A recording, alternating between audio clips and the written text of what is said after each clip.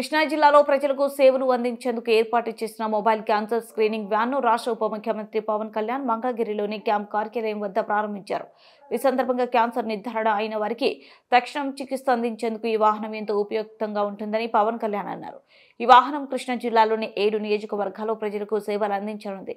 వారంలో 3 రోజుల పాటు మండల పరిధిలోని గ్రామాలు పర్యటించి అల్ట్రాసౌండ్, మమోగ్రామ్, రక్త పరీక్షలు, ఎక్స్రే, కెమికల్ ఎనాలిసిస్, కొలానోస్కోపీ వంటి పరీక్షలు ఈ మొబైల్ క్యాన్సర్ స్క్రీనింగ్ వ్యాన్ ద్వారా ఉచితంగా నిర్వహించనున్నారు. మహిళల్లో క్యాన్సర్ లక్షణాలను గుర్తించేందుకు నివారణ చర్యలో భాగంగా స్క్రీనింగ్ పరీక్షలు నిర్వహించేందుకు ఏర్పాట్లు జరుగుతున్నాయి. ఈ మొబైల్ క్యాన్సర్ స్క్రీనింగ్ వ్యాన్ ద్వారా ఏడాదికి 40,000 మరణాలను అరికట్టొచ్చని వైద్య నిపుణులు తెలిపారు.